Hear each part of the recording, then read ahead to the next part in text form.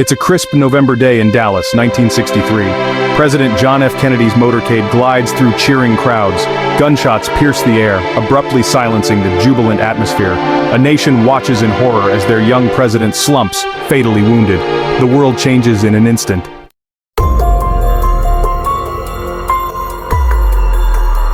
The Warren Commission concluded that Lee Harvey Oswald acted alone in killing President Kennedy.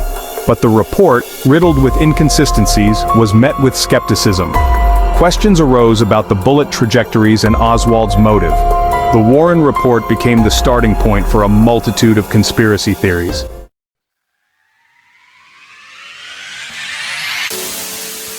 John F. Kennedy, a symbol of a new generation, embodied the optimism of a nation on the brink of a new frontier. His handling of the Cuban Missile Crisis solidified his image as a cool-headed leader.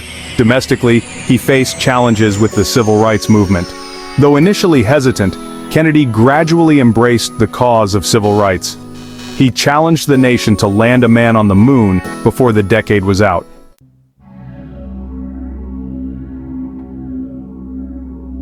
The early 1960s were a time of great change and uncertainty. The Cold War and the space race fueled both anxiety and excitement.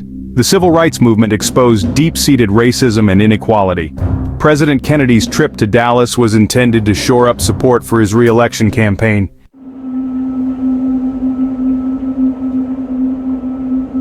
On November 22, 1963, President Kennedy arrived in Dallas to cheering crowds.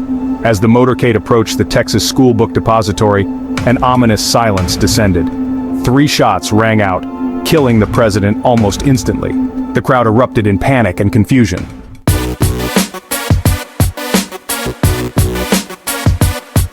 The Warren Commission, led by Chief Justice Earl Warren, concluded that Lee Harvey Oswald acted alone. Oswald, a former Marine with communist sympathies, fired 3 shots from the Texas School Book Depository. The lone gunman theory provided a sense of closure, but beneath the surface, seeds of doubt lingered.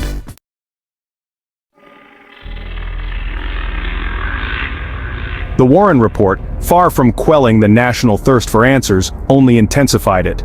The magic bullet theory, critics argued, defied the laws of physics. Oswald proclaimed his innocence before being killed by Jack Ruby, deepening suspicions. The Warren report remains the official account, despite its flaws.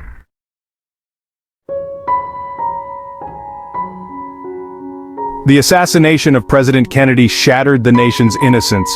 Theories abound, each reflecting the fears and biases of those who embrace them. Some see the hidden hand of the CIA, others point to the mafia. The truth remains elusive, buried beneath layers of speculation.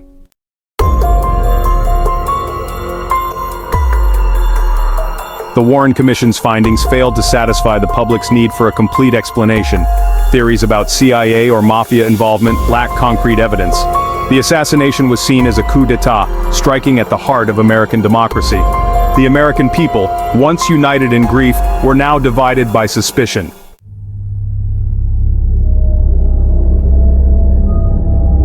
The grassy knoll became a focal point for conspiracy theorists. The Zapruder film showing Kennedy's head snapping back fueled debate. Medical evidence was scrutinized, with some professionals disputing the findings. Theories of multiple shooters persisted, despite a lack of concrete evidence.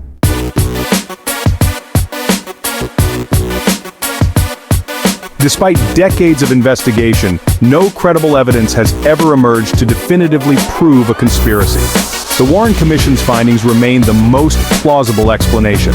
Theories about CIA or mafia involvement lack concrete evidence. The assassination of John F. Kennedy was a national nightmare that left an indelible scar.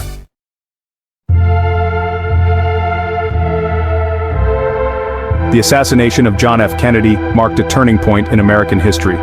The event eroded public trust in government and fueled a sense of cynicism. The Warren Commission's findings deepened suspicions. The assassination remains one of the most investigated events in human history.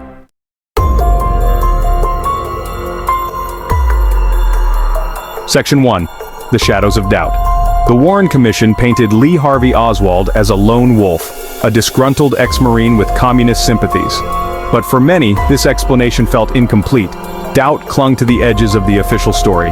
Eyewitness accounts, often contradictory, added fuel to the fire. Some claimed to have seen smoke from the grassy knoll, suggesting a second shooter. Others described hearing more than 3 shots. These discrepancies fueled suspicion that the Warren Commission had overlooked crucial pieces of the puzzle. Adding to the uncertainty were the events surrounding Oswald's arrest and subsequent murder.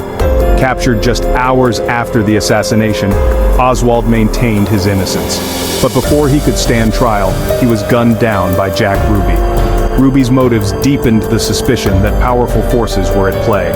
The Warren Commission's report could not erase the lingering doubts.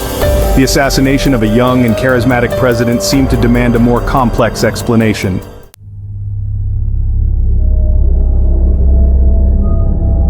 If a picture is worth 1,000 words, then the Zapruder film, a silent home movie capturing the assassination in gruesome detail, speaks volumes. This grainy footage, shot by Abraham Zapruder, a Dallas dressmaker who happened to be filming the motorcade as it passed by, became a focal point for both supporters and detractors of the Warren Commission's findings. The film, played and replayed countless times in the aftermath of the assassination, seemed to contradict the official narrative in subtle but significant ways. The most damning piece of evidence, according to conspiracy theorists, was the backward snap of Kennedy's head after being struck by the fatal bullet. This violent movement, they argued, could only have been caused by a shot fired from the front, perhaps from the grassy knoll, contradicting the Warren Commission's conclusion that all shots originated from the Texas School Book Depository. The film, however, was not without its ambiguities. The grainy footage, shot on outdated equipment, was open to interpretation. The angle of the camera, the speed of the motorcade, and the chaos of the moment all contributed to the difficulty in determining the precise origin of the shots. Experts, analyzing the film frame by frame, offered conflicting opinions, some supporting the lone gunman theory, others pointing to anomalies that they believed suggested a conspiracy. The Zapruder film, despite its flaws and limitations, remains one of the most powerful and enduring pieces of evidence related to the assassination. The Warren Commission's reconstruction of the assassination relied heavily on ballistic evidence, specifically the trajectory of the bullets fired from Oswald's rifle. They concluded that one bullet passed through President Kennedy's neck, exited his throat, and then struck Governor Connally. This conclusion was met with skepticism by many who questioned the feasibility of such a trajectory. The magic bullet theory became a lightning rod for criticism, with detractors arguing that the bullet's path defied the laws of physics. The bullet itself, recovered from Governor Connally's stretcher, was remarkably intact, leading some to believe it couldn't have caused the extensive damage. Supporters countered that the magic bullet theory, while improbable, was the most plausible explanation for the available evidence.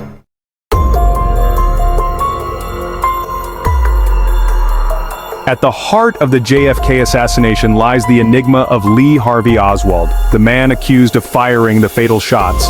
Was he, as the Warren Commission concluded, a lone gunman driven by a twisted desire for notoriety? Or was he, as conspiracy theorists contend, a pawn in a much larger game, a patsy framed for a crime he did not commit? Oswald's background, a tapestry woven from threads of instability, alienation, and political radicalization, provided ample fodder for speculation. His defection to the Soviet Union in 1959, his association with pro-Castro groups, and his alleged contact with various intelligence agencies all fueled suspicions that he was more than just a disgruntled loner. Some theories even suggested that Oswald was a double agent working for either the Soviets or the Americans, and that the assassination was part of a larger intelligence operation gone awry.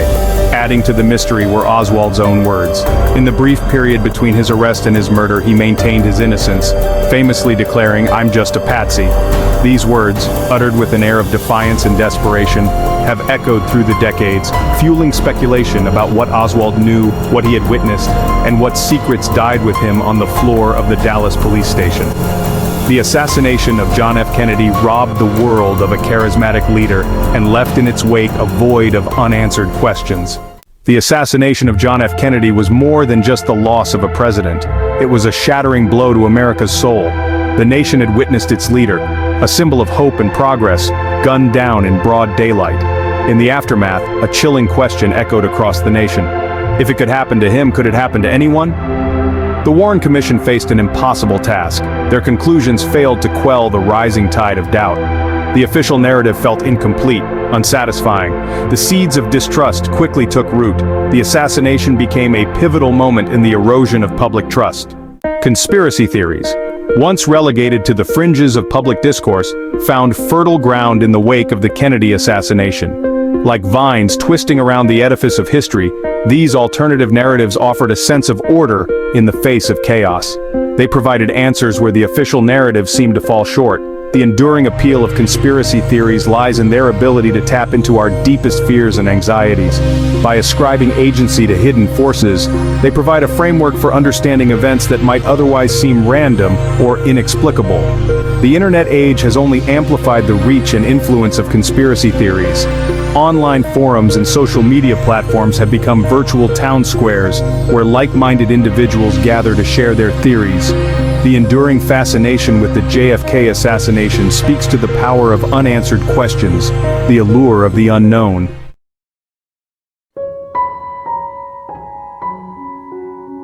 The assassination of John F. Kennedy remains one of the most scrutinized events in human history. Decades have passed, yet the quest for a definitive answer, for a truth that satisfies both the head and the heart, continues. The Warren Commission's report, for all its efforts, failed to quell the doubts that lingered like smoke in the air. Too many questions remained unanswered, too many inconsistencies left unresolved. The official narrative, while presented with an air of authority, felt incomplete, unable to encompass the sheer magnitude of the tragedy. The human mind, it seems, abhors a vacuum, especially when that vacuum is filled with the darkness of an unsolved crime, the assassination of a beloved leader. Conspiracy theories rushed in to fill the void, offering alternative explanations, weaving intricate narratives that resonated with those who found the official story too simple, too convenient, too difficult to reconcile with the brutal reality of that day in Dallas. The search for closure, however, is a double-edged sword.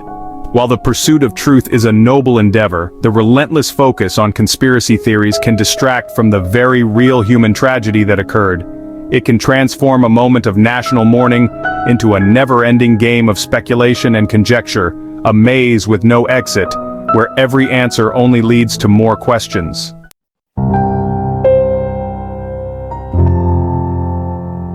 The assassination of John F. Kennedy left an indelible mark on the American psyche. It shattered the nation's innocence, replacing it with a cynicism and distrust that would come to define much of the latter half of the 20th century. The belief in the American dream, in the idea that anything was possible, seemed to die alongside Kennedy in Dealey Plaza. The assassination also marked a turning point in the relationship between the American people and their government. The Warren Commission's report, intended to provide closure, instead fueled a growing sense of skepticism and distrust. The perception that the government was not being entirely truthful, that there were secrets being kept hidden from the public, eroded the faith in institutions that had once seemed unshakable. The legacy of JFK's assassination is a complex and multifaceted one. It is a story of tragedy and loss, but also of resilience and the enduring human spirit. It is a reminder that even in the face of unimaginable darkness, the quest for truth, for justice, and for understanding must continue.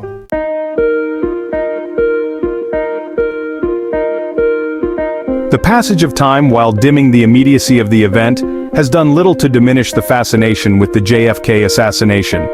It remains a subject of endless debate, a historical puzzle that continues to intrigue and perplex. Books, documentaries, and countless articles continue to be produced, each offering new perspectives, reinterpreting evidence, and keeping the memory of that fateful day alive. The enduring mystery of the JFK assassination lies not only in the unanswered questions surrounding the event itself, but also in its broader implications. It serves as a reminder of the fragility of life, the unpredictability of fate, and the enduring power of the unknown. It forces us to confront uncomfortable truths about the nature of power, the limits of knowledge, and the human capacity for both good and evil. The assassination of John F. Kennedy, like all historical events, is best understood not as a singular event, but as a thread in a larger tapestry, woven from the complexities of human ambition, ideology, and the often unpredictable course of history. It is a story that continues to resonate today, reminding us that the past is never truly past, that the echoes of history continue to shape our present, and that the quest for truth, like the pursuit of justice, is a journey without end.